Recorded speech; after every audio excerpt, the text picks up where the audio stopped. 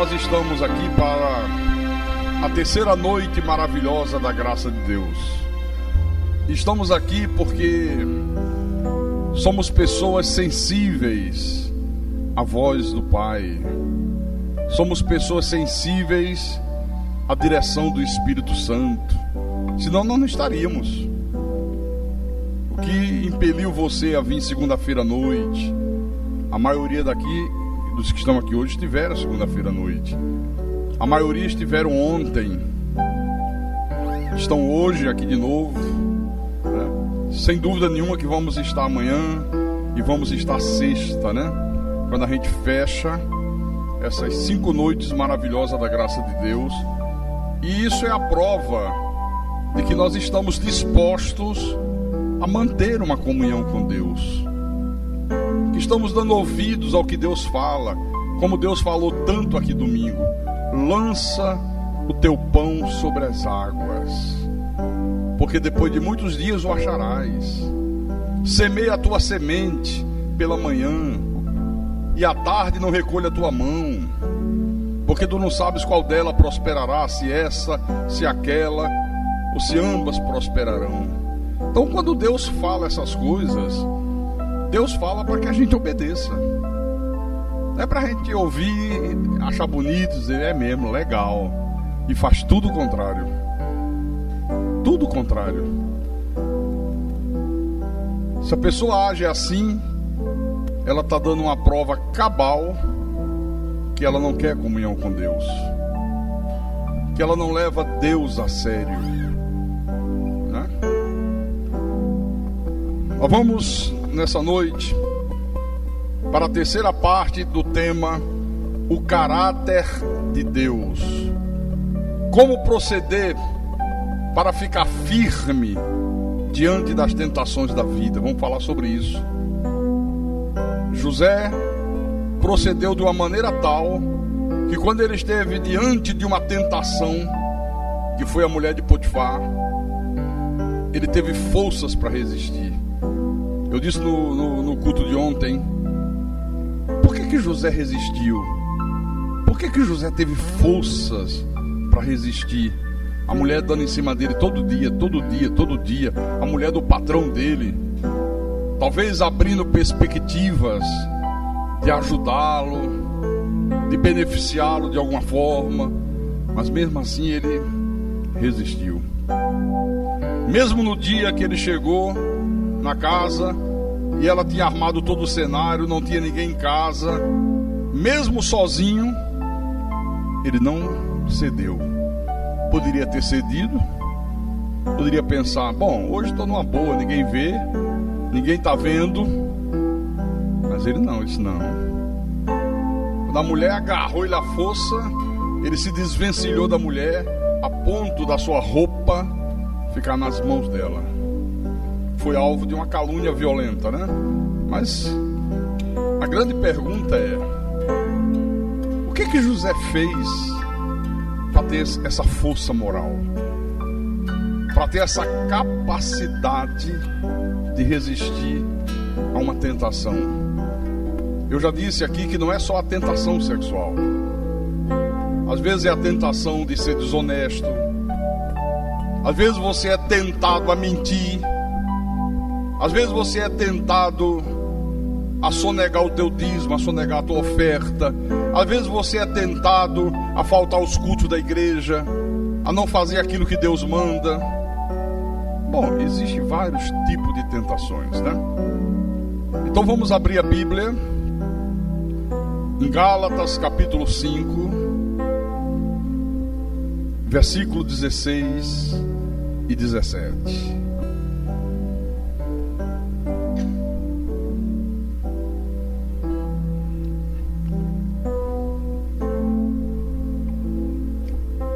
Todos acharam agora? O pastor pode ler? Ok? Aí atrás, ok? Posso?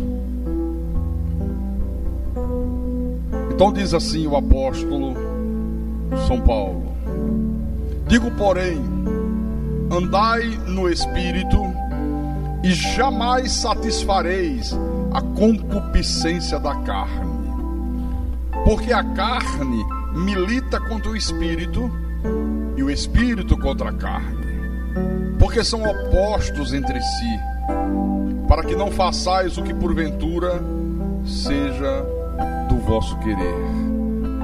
Vamos orar, meus irmãos, para que Deus mais uma vez nos ensine essas coisas que são de fundamental importância para o nosso viver diário. Oremos.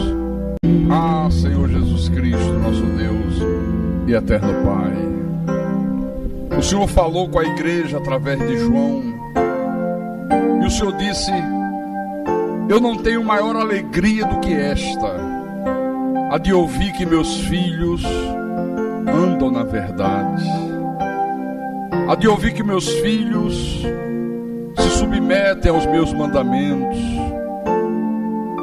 se submetem aos meus decretos, aos meus estatutos. Eu não tenho maior alegria do que esta, de ouvir que meus filhos ouvem a minha palavra e praticam, me amam mais do que eles amam ao pai, à mãe, ao irmão, à esposa, ao marido, aos filhos, que eles me amam mais do que amam o seu emprego, o seu prestígio, a sua honra, os seus bens materiais. Não há nada que me alegre mais do que isto. E por isso, Senhor, nós nos esforçamos sobremaneira para fazer aquilo que te alegra, aquilo que te faz feliz. O apóstolo Paulo disse: não entristeçais o Espírito de Deus. Quando a gente é negligente, quando a gente trata a Deus com desdém, quando a gente não leva a sério o que Deus está falando, quando a gente faz da igreja um clube de lazer, que a gente vai no dia que quer e tem vontade, não no dia que Deus manda, não no dia que Deus determina, a gente está entristecendo o Espírito de Deus. A tristeza em Deus, ó Senhor Jesus Cristo. E principalmente quando nós congregamos no lugar onde a Tua palavra é pregada com verdade, onde a gente conhece a plenitude da verdade, onde nós não temos desculpa para dizer: eu errei, eu agi assim porque eu não conhecia a verdade. A gente erra porque quer errar. A gente age de uma maneira errada porque quer agir da maneira errada.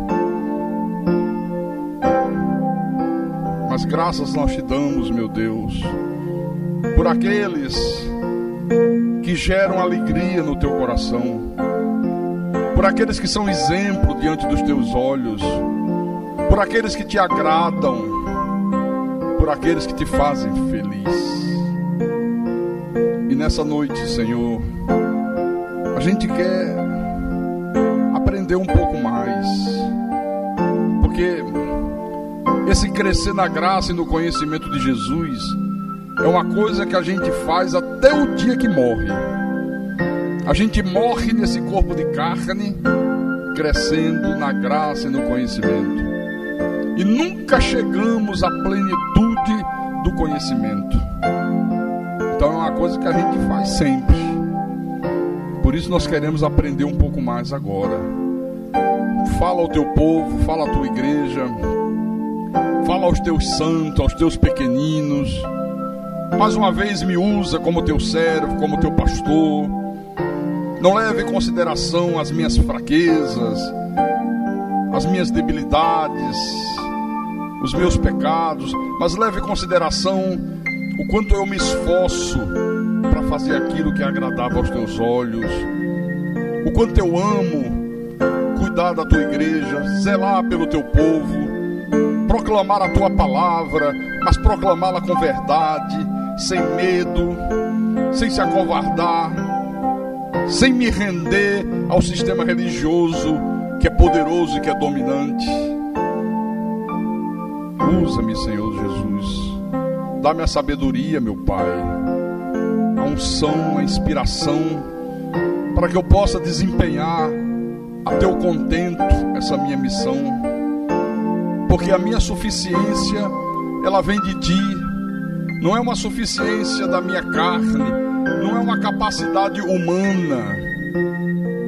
Não, a minha suficiência vem do Senhor, o Deus Todo-Poderoso. E que tudo que for falado desse altar, que seja para a Tua honra, para a Tua glória, e que seja para o crescimento espiritual da Tua igreja. Eu te peço isso em nome de Jesus, e que todos aqueles que creem e recebem esta palavra digam amém e amém. Diga graças a Deus. Então, meus irmãos amados, minhas irmãs em Cristo, o Senhor está dizendo: andai no Espírito e jamais satisfareis a concupiscência da carne, os desejos pecaminosos. Agora a pergunta que eu faço já no início é: o que é andar no Espírito? O que é andar no Espírito?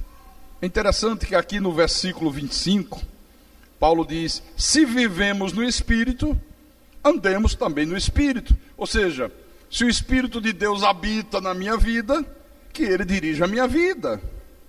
Então andar no Espírito é ser dirigido pelo Espírito, é fazer aquilo que o Espírito de Deus manda na sua palavra, é seguir a orientação de Deus. Por exemplo, por que nós estamos fazendo essas 5 noites maravilhosas da graça de Deus? Você acha que isso é direção de Deus ou é direção do diabo? De quem? De Deus. Por que você tem estado aqui todas as noites? Quem é que tem criado em você esse desejo? O Espírito Santo, né? Ué, e cria em uns e não cria em outros, né? Ou cria em todos e alguns dizem: não, não vou. Eu vou no dia que eu quero. Quem manda sou eu. Eu sou Deus para mim mesmo. Entendeu? Então andar no Espírito é exatamente você ser dirigido, controlado pelo Espírito Santo. E isso vai se repetir, isso vai se refletir na maneira que você se comporta como pai, na maneira que você se comporta como mãe, como filho, como marido, como funcionário, como patrão, como membro da igreja, como pastor da igreja. Esse andar no Espírito se reflete em todas essas áreas. Amém? Em 1 de Pedro, capítulo 1, versículo 14.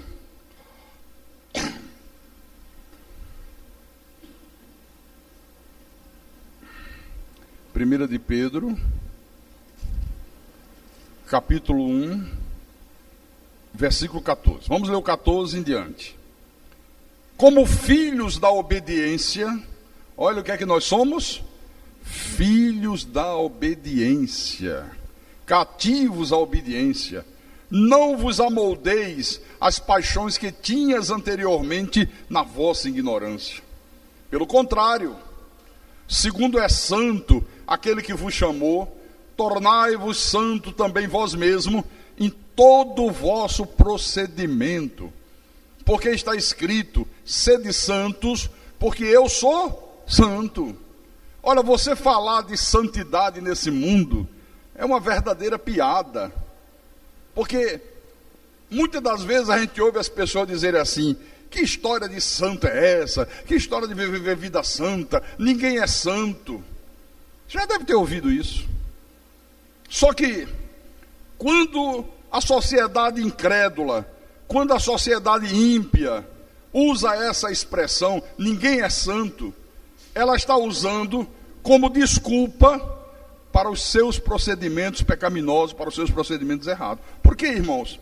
Se realmente ninguém é santo, se ninguém deve ser santo, então todas as atitudes pecaminosas, todas as atitudes que Deus abomina, todas as atitudes diabólicas vão se tornar plenamente aceitáveis.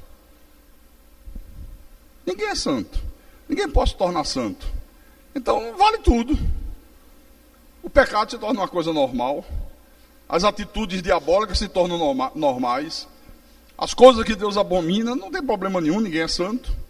Então, Deus está dizendo aqui que nós não podemos, de maneira nenhuma, pautar a nossa vida de acordo com as mesmas paixões, com as mesmas coisas erradas que a gente praticava antes dele ter nos chamado das trevas para a sua maravilhosa luz.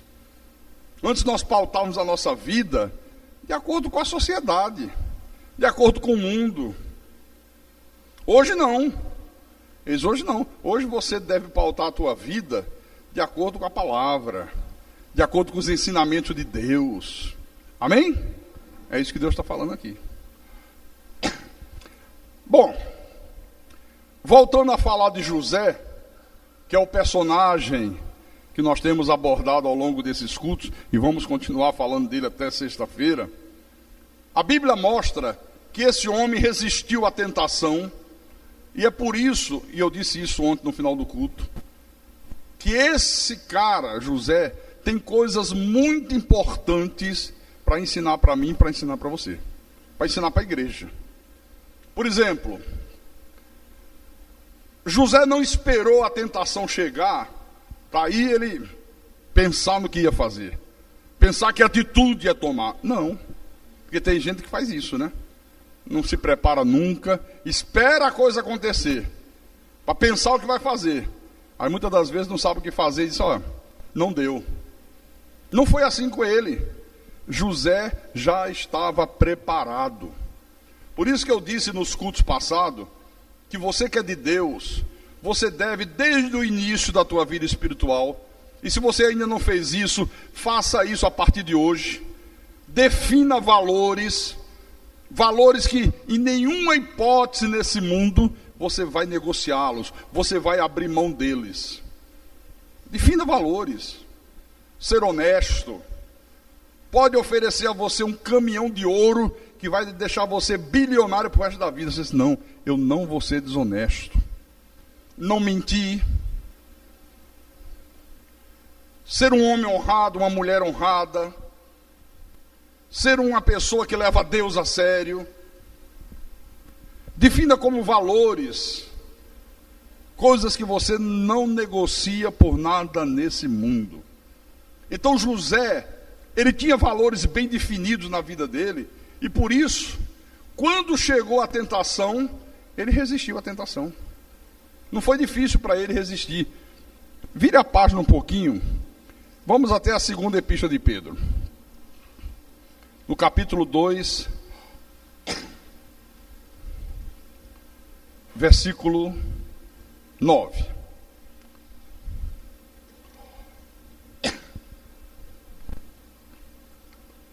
Pedro diz assim: é porque o Senhor sabe livrar da provação os piedosos e reservar sob castigo os injustos para o dia de juízo. O Senhor sabe livrar da provação os piedosos. Quem são os piedosos? Aqueles que não abrem mão de viver uma vida de comunhão com Deus. Cara, não abre mão, não. A minha comunhão com Deus é prioritária. Não abro mão disso. Eu não abro mão de estar no escudo da igreja. Pode chover canivete. Pode chegar a minha mãe, que eu não vejo há 30 anos. Chegou de surpresa.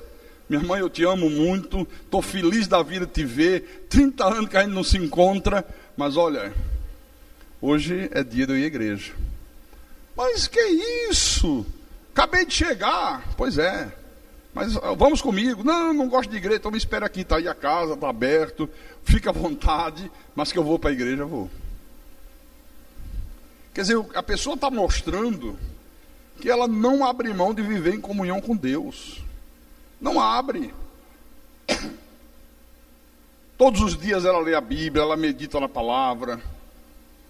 Cada atitude que ela toma na vida, ela toma todo o cuidado desse mundo para ver se ela está tomando a atitude certa. Ela pergunta, em meu lugar, o que faria Jesus? Antes de tomar a decisão, antes de tomar atitude. Viu? Então esses são os piedosos. Essa palavra que do grego foi traduzida aqui como provação, é a mesma palavra grega que em outro texto da Bíblia ela foi traduzida como tentação. Então esse versículo aqui abrange as duas coisas: provação e tentação. O Senhor sabe livrar da provação ou da tentação os piedosos. Agora eu quero mostrar para vocês, não de uma maneira teórica, mas de uma maneira prática, por que que José ficou firme quando foi tentado? Por que que ele resistiu à tentação? Por que que ele não sucumbiu naquele momento? E é importante demais a gente entender isso, porque olha, há uma série de atitudes que José toma, que foram absolutamente determinantes, para que quando chegasse a hora da tentação, ele resistisse, para que em todos os momentos da sua vida, ele fosse uma pessoa forte, uma pessoa corajosa, para que em qualquer lugar, em qualquer circunstância, ele manifestasse o caráter de Deus na vida dele. Por exemplo, José viveu a sua vida em absoluta fidelidade a Deus, desde muito cedo. Em outras palavras, mesmo quando ele estava vivendo numa situação adversa, mesmo quando ele estava num país estrangeiro, vivendo como escravo injustamente, mesmo quando ele foi comprado por Potifar e colocado na casa de Potifar para trabalhar, olha, este homem, este rapaz, ele trabalhou duro, como se estivesse servindo ao próprio Deus.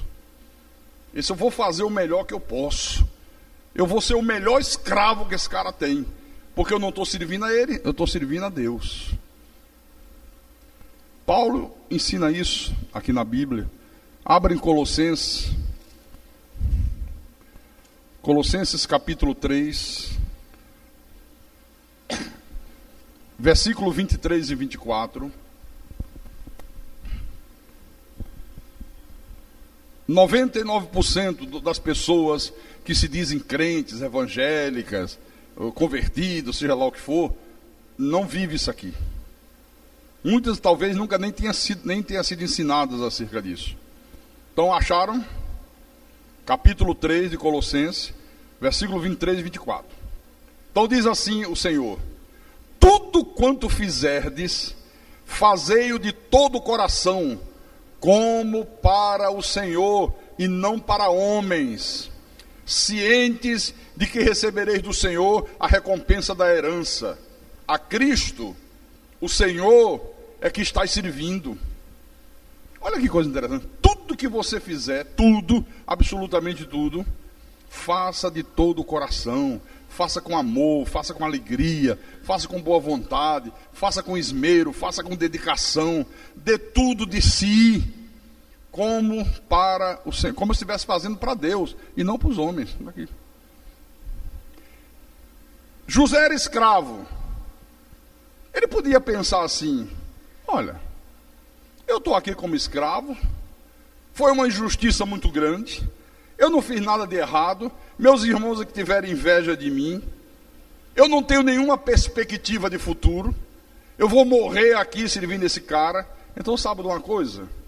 Eu vou fazer o mínimo que eu possa fazer, eu não estou nem aí, eu não vou me desgastar, eu vou trabalhar na moleza, eu vou, sabe?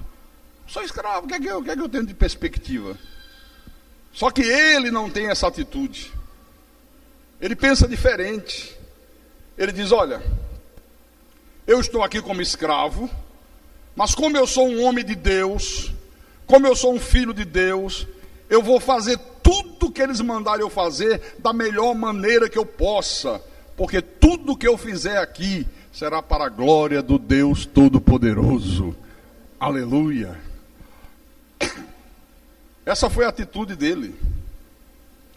Aqui no versículo 22, o apóstolo diz: servos, Obedecer em tudo ao vosso Senhor, segundo a carne. Todos nós temos senhores segundo a carne, né?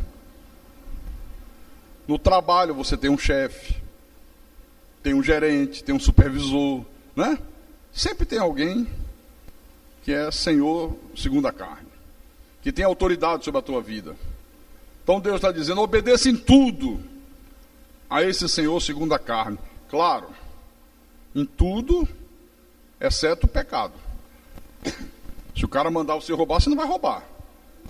Se o cara mandar você ser desonesto, você não vai ser desonesto, né? Mas tudo que for dentro da normalidade, que não é pecado contra Deus, ele diz, obedeça em tudo. Não servindo apenas sob vigilância, visando tão somente agradar a homens, mas em singeleza de coração, temendo ao Senhor. Então, José deve ter pensado assim, eu tenho um Senhor segundo a carne, eu tenho alguém que tem autoridade sobre mim, eu sou um escravo, mas eu vou obedecer a ele, eu vou servi-lo com o melhor das minhas forças, eu vou servi-lo da melhor maneira que eu possa servi-lo, porque eu sou um homem temente a Deus, porque eu tenho temor a Deus. É isso que o Espírito Santo tem me ensinado ao longo da minha vida, por isso que ele procedeu assim. Volta lá em 1 de Pedro, capítulo 2, versículo 18 em diante.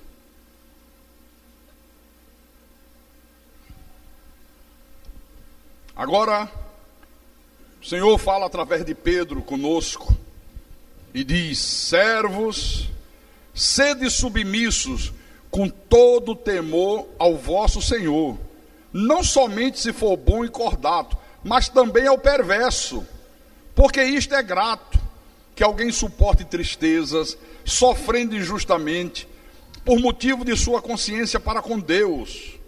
Pois que glória há, se, pecando e sendo esbofeteados por isso, o suportais com paciência.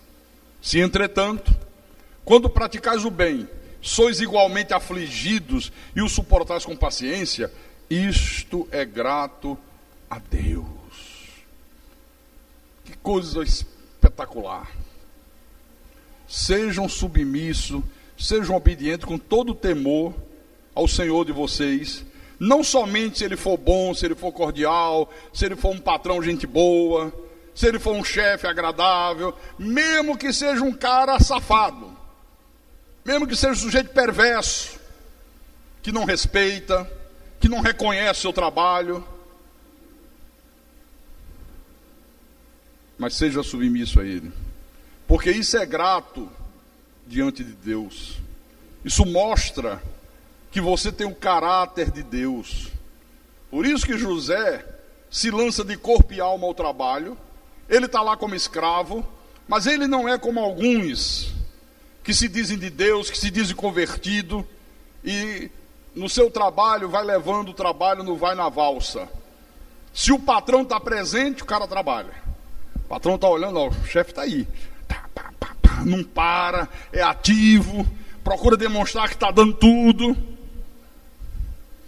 Se o chefe virar as costas, ele, o cara saiu, meu irmão. Oh, presta o jornal aí para dar uma lida. Não, dá um tempo aí. Não está aqui não. Você viu o jogo ontem? Viu como é que foi a partida? Tal. Não tem gente que é assim? Tem ou não tem? Se o patrão está presente, faz. Se está ausente, faz tudo relaxadamente. Se é o pastor Carlos que está na igreja, não, hoje eu não vou faltar, o pastor Carlos está lá. E viajou? Viajou. É o pastor Héricles. Sabe, essa semana eu estou mal-estar, tenho sentido umas coisas estranhas, eu acho que hoje não vai dar para eu ir não. Ó. Ainda inventa que está sentindo alguma coisa. Só vem, só é fiel se o pastor Carlos tiver. Se o pastor Carlos não estiver presente. Então, José, meus irmãos, Ele tinha esse valor bem definido na vida dele. Ele é um cara que age com integridade, com amor. Ele faz aquilo que de melhor ele pode. E por tudo isso a Bíblia diz que tudo que ele fazia, ele prosperava. Ele fazia bem feito. Ele se destacava dos demais. Não é maravilhoso isso aqui? Abra lá em Gênesis 39. Gênesis capítulo 39, versículo 2 em diante. O Senhor era com José, que veio a ser homem próspero.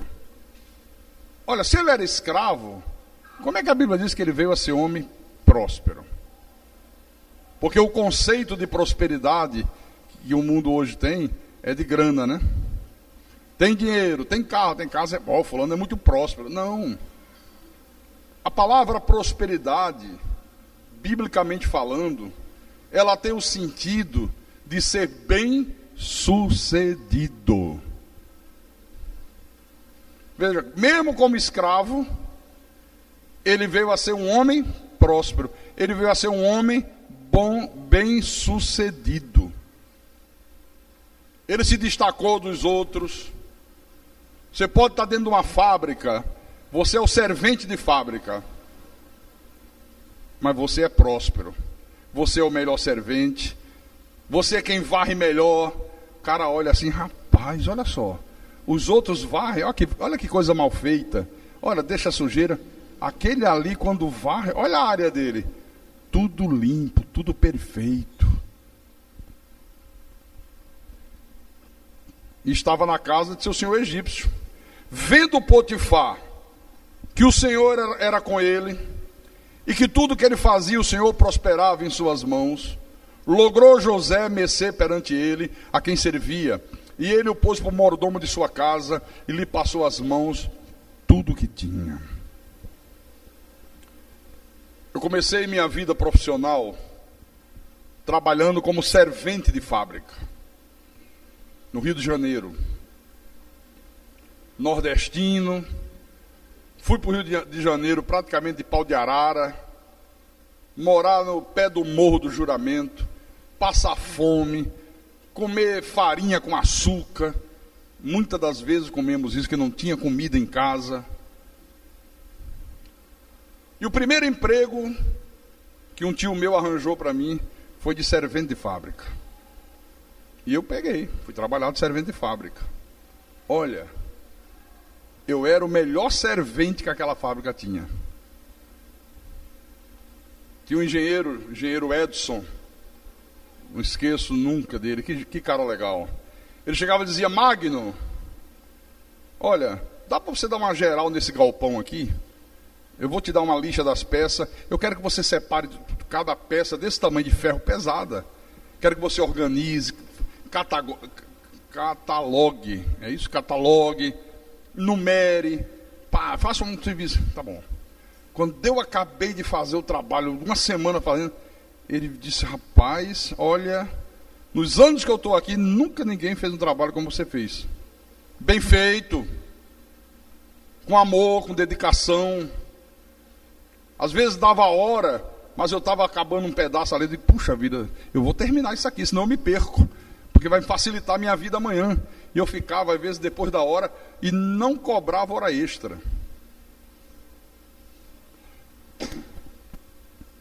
Não demorou muito tempo, Deus toca no coração dele, faz ele enxergar essas virtudes, e ele me chama e diz, olha, vem cá, faz o seguinte, quando não tiver nada para fazer, entra ali no departamento de projeto, fica ao lado dos projetistas, vê se você aprende como é que se lê um desenho mecânico, faz isso.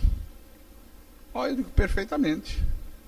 Na hora que não tinha nenhuma missão para fazer, eu me metia na sala de projeto, só engenheiro, ficava do lado da bancada, os caras desenhando, e eu de lado. Como é que, isso aqui é o quê? O cara disse, não, isso aqui é o seguinte, isso é um desenho, isso aqui, essa peça é assim, isso aqui é um corte, quando você olha aqui, você está vendo a peça assim, quando olha...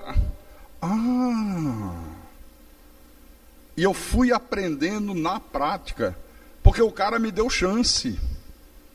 O cara me deu oportunidade, eu peguei.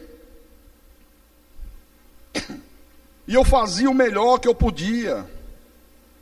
Não demorou muito tempo. Ele disse: eu vou te classificar. Eu vou colocar na tua carteira auxiliar de planejamento e controle de produção. Puxa, já era um pulo de quem era servente. Salário já... Não demorou muito tempo. Pensei: agora eu vou te colocar como programador e controlador de produção. E aí abriu as portas para outros empregos. Aí abriu as portas para mim, né? Então é isso aqui, ó.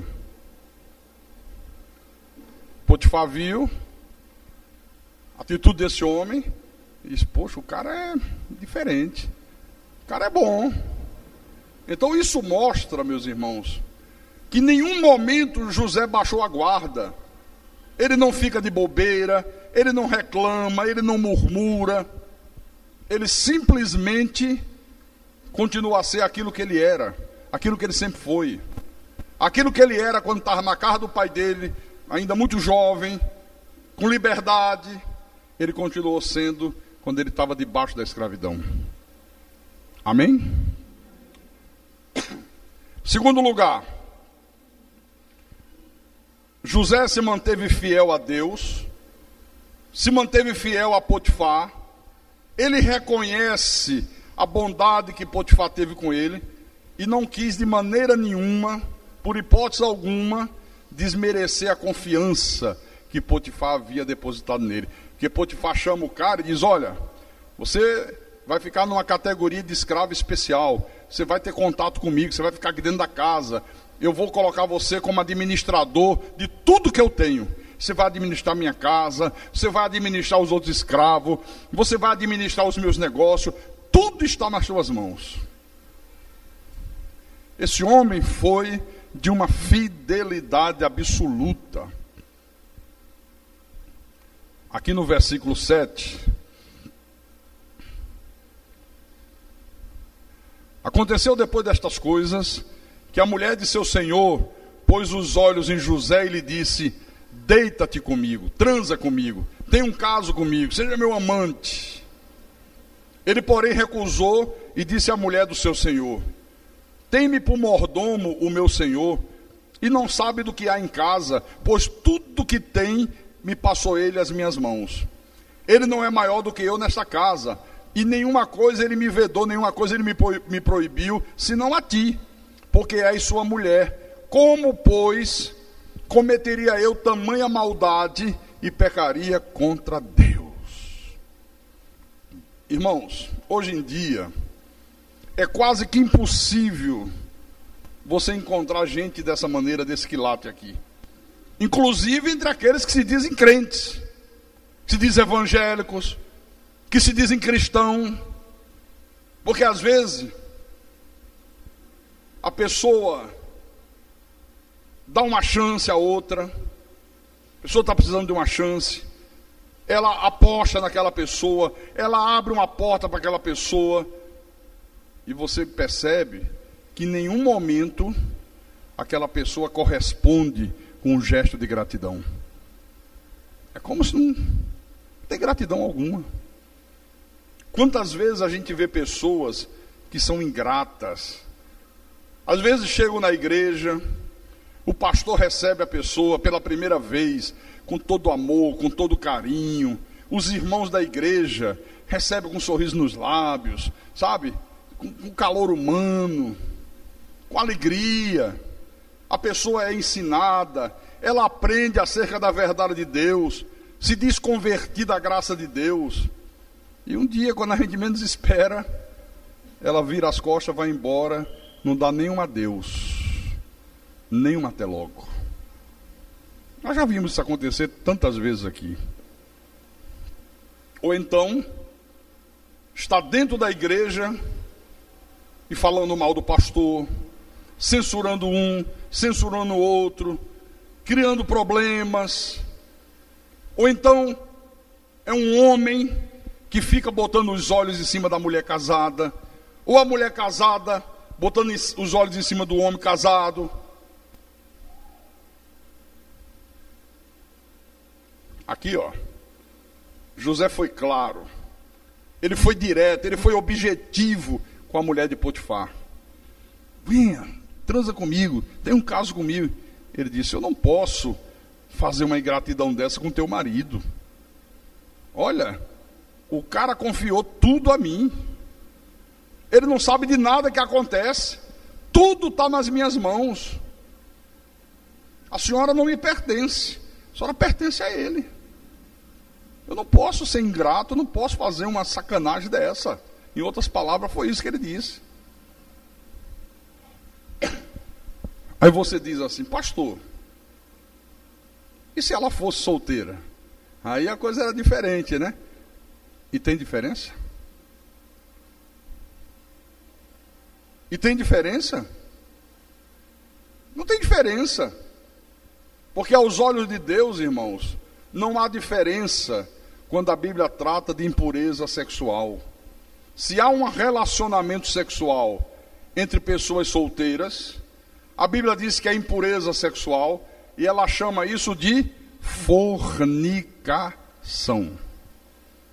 Se há impureza sexual, se há um relacionamento sexual entre pessoas casadas, é também impureza sexual. Só que a Bíblia chama isso de quê? Adultério.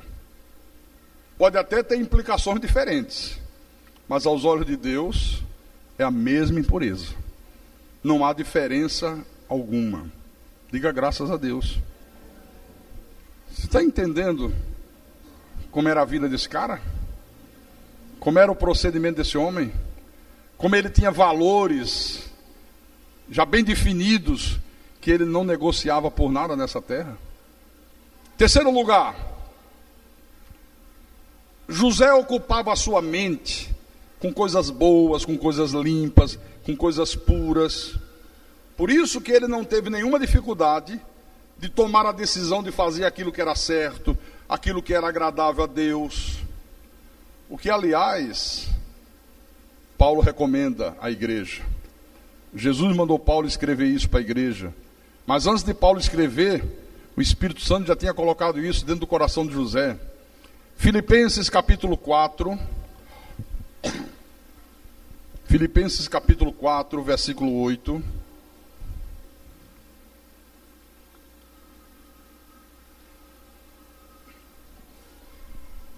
Ok? Então vou ler.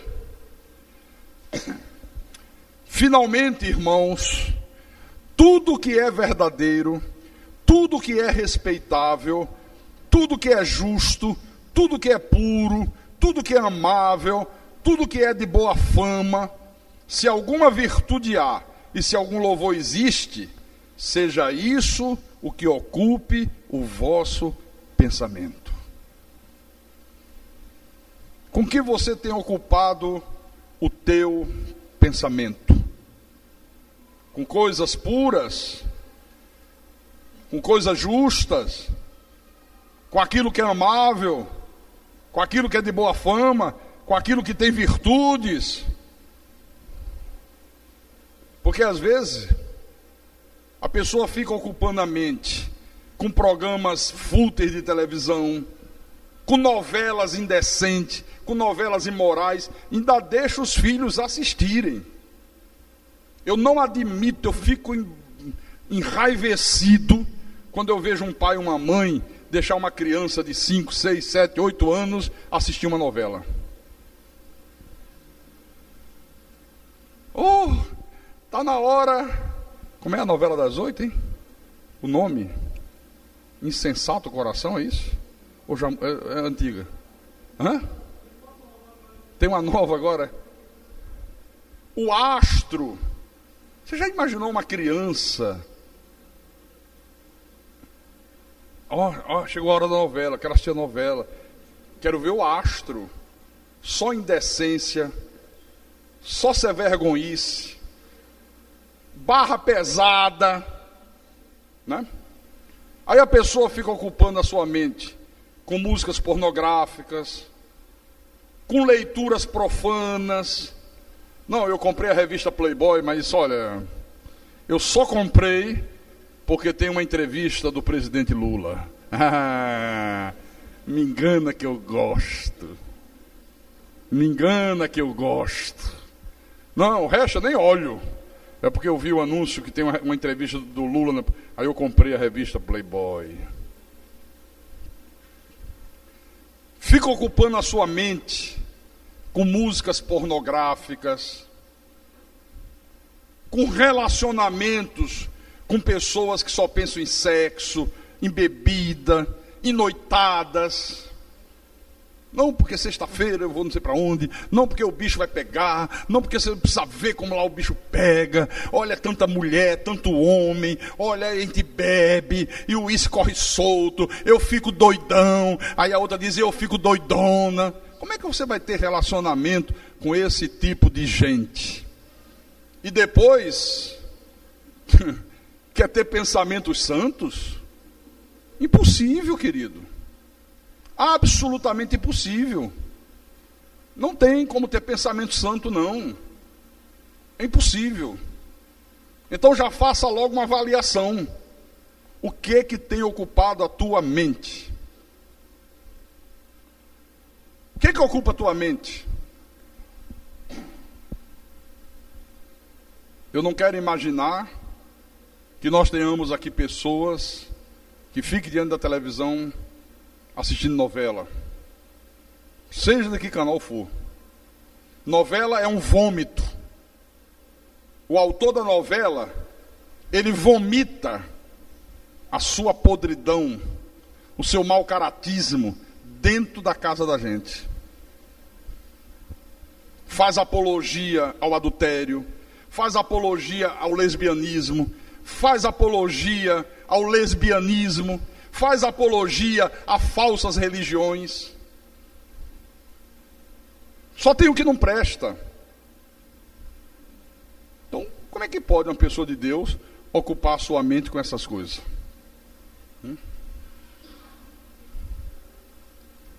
Dia desse eu liguei o rádio do carro e tocou uma música de que é isso? Eu não lembro a música agora. É dizendo, eu vou beijar na boca, hoje eu quero beijar mais de 10 bocas.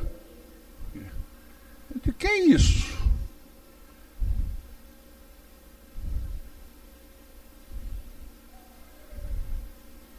Uma dessas bandas canalhas que fez parte do Rock in Rio, porque tem umas que são verdadeiras bandas canalhas, eu não lembro o nome, mas uma das músicas que eles tocam diz assim, tem um trecho que diz assim, eu gosto de menino e de menina. E a turma canta, eu gosto de menino e de menina. Quer dizer, a lei do vale tudo. Veja o que é que Deus determina na sua palavra. Em Provérbios capítulo 4, versículo 23. O Senhor diz assim, sobre tudo que se deve guardar, guarda o coração, porque dele procedem as fontes da vida. Quando Salomão fala de guardar o coração, ele não está se referindo ao coração, esse órgão que você tem aqui no lado esquerdo do peito, que bombeia o sangue, não. Coração aqui é a tua mente, é a sede do intelecto, viu? Ele diz, sobre tudo que se deve guardar, guarda o coração. De todas as coisas que são importantes você proteger, a mais importante para você proteger é o teu coração, é a tua mente. Está aqui, ó.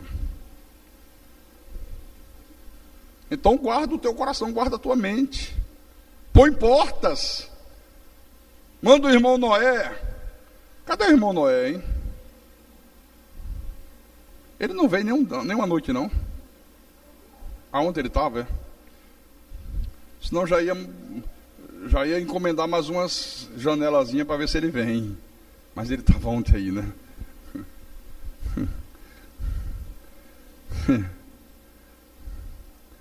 Bom.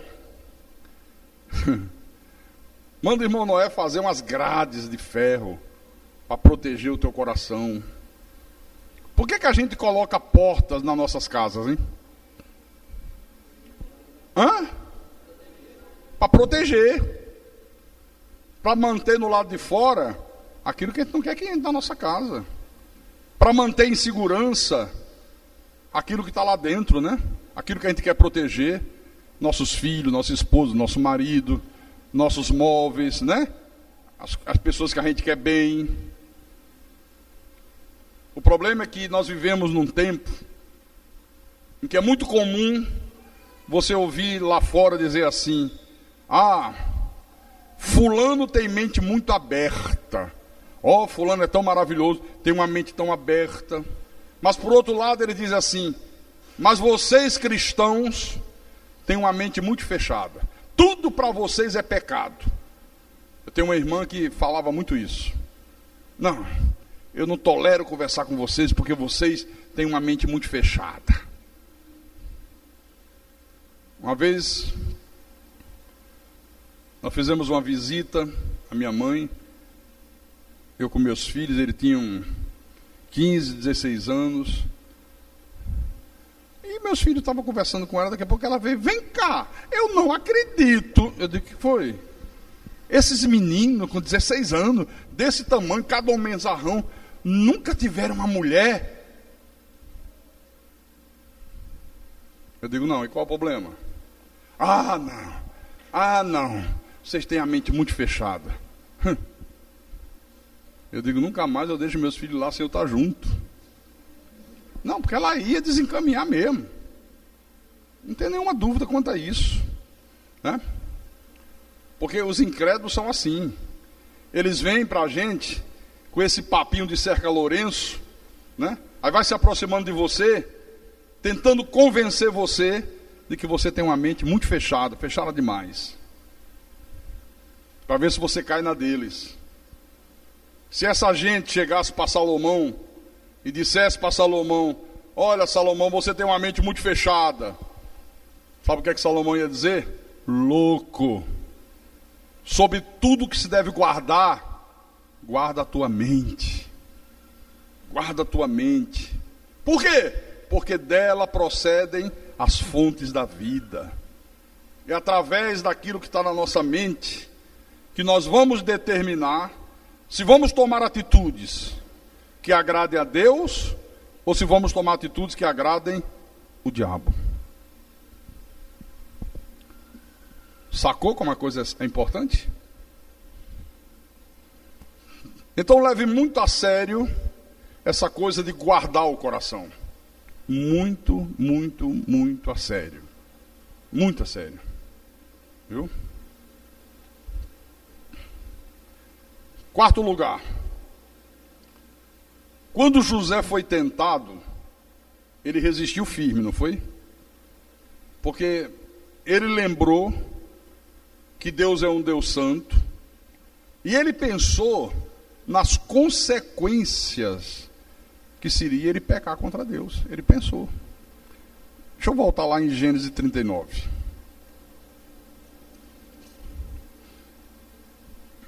Versículo 9. No finalzinho do versículo 9. No finalzinho do versículo 9 ele diz: como, pois, cometeria eu tamanha maldade e pecaria contra Deus?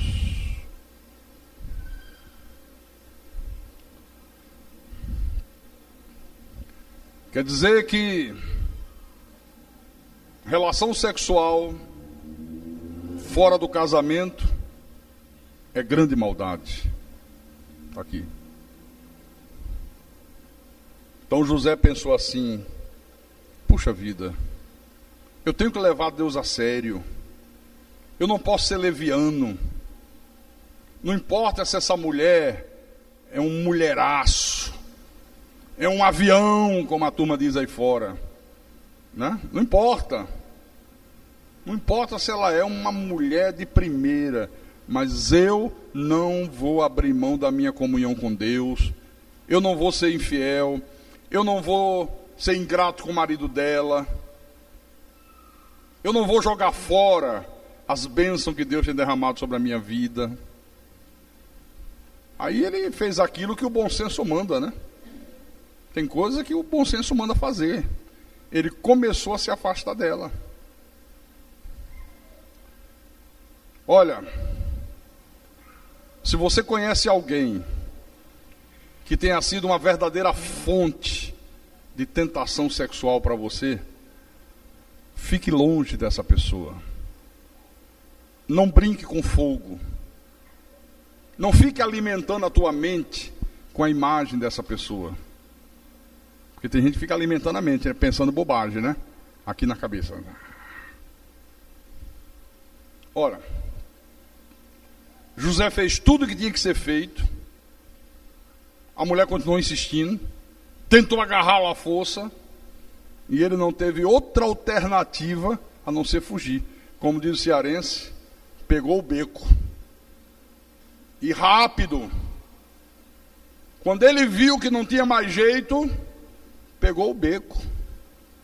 Ele fez exatamente aquilo que Paulo diz em 2 Timóteo, capítulo 2. Veja aí na tua Bíblia, marca aí. 2 Timóteo, capítulo 2, versículo 22. Paulo diz assim: foge, outro sim, das paixões da mocidade. Quer dizer, foge da imoralidade sexual.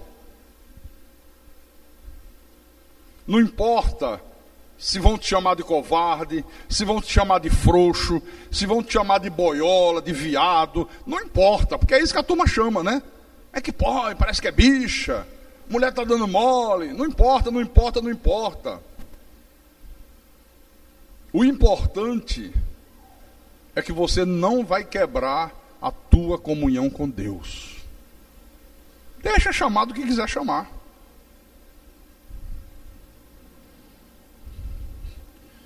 E para a gente terminar, Provérbios, capítulo 5, versículo 1 em diante. Deus diz assim: filho meu, atende à minha sabedoria, a minha inteligência inclina os ouvidos, para que conserves a discrição, e os teus lábios guardem o conhecimento, porque os lábios da mulher adúltera destilam favos de mel, e as suas palavras são mais suaves do que o azeite, mas o fim dela é amargoso como um absinto, agudo como a espada de 2 gumes. Está vendo? Os lábios da mulher adúltera destilam, só falam palavras doces, só coisas boas, palavras suaves. Puxa, meu amor,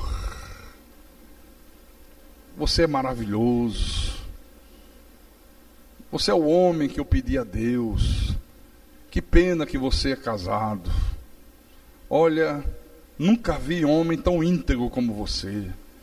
Entendeu? Aí o cara vai se deixando enfeitiçar por isso aqui, né? Mas o fim disso aí é amargoso como absinto, agudo como a espada de 2 gumes. Os seus pés descem à morte, os seus passos conduzem-na ao inferno.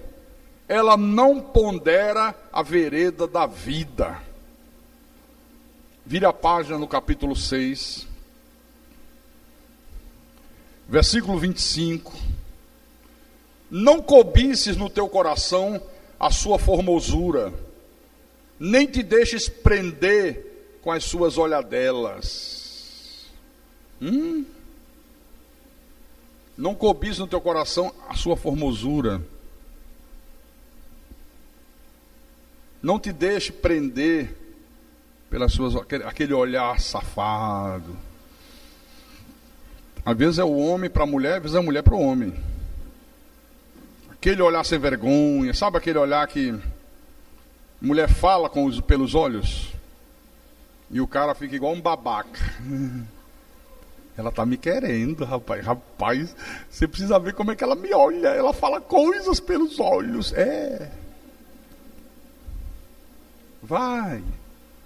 Embarca nessa canoa. Parece um rio tranquilo. Daqui a pouco uma cachoeira de 200 metros de altura, você se arrebenta todo. Por uma prostituta, ele diz, o máximo que se paga é um pedaço de pão. Mas a adúltera anda à caça de vida preciosa. Tomará alguém fogo no seio, sem que as suas vestes se incendeiem? Ou andará alguém sobre brasas, sem que se queime os seus pés? Assim será com o que se chegar à mulher do seu próximo. Não ficará sem castigo todo aquele que a tocar. Versículo 32. O que adultera com uma mulher está fora de si. Só mesmo quem quer arruinar-se é que pratica tal coisa. Achará açoites e infâmia, e o seu opróbrio nunca se apagará. Porque o ciúme excita o furor do marido, e não terá compaixão no dia da vingança. Na hora que o marido descobrir, ele não vai ter compaixão. Ele vai dizer: eu vou capar esse cara, viu? E capa mesmo. Tira a vida, viu? Sem perdão. Não se contentará com o resgate, nem aceitará presentes, ainda que sejam muitos. Ele quer a tua vida. Ele senão vai morrer. Vou matá-lo. Está aqui. Então, siga o exemplo de José. É preferível ser um homem abençoado do que um garanhão amaldiçoado. Viu? Os garanhões. Porque tem homem que é metido a garanhão. Não pode ver uma mulher pela frente que ele quer traçar. Não sei o que eu tenho, que as mulheres dão mole para mim. Ah, é? Garanhão, é.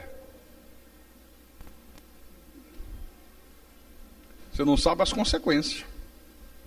Você não sabe as consequências. É preferível ser um homem abençoado, sério, marido de uma só mulher, do que um garanhão que, olha, eu já tive 10, 20, 30, e cada dia aparece mais na minha frente, e não sei o quê, e a vida toda amaldiçoada. Amém? Bom, por hoje chega, né? Mas amanhã tem mais, muito mais. E quem tem ouvidos, que ouça o que o Espírito falou à igreja nessa noite. Em nome de Jesus, para a glória de Deus.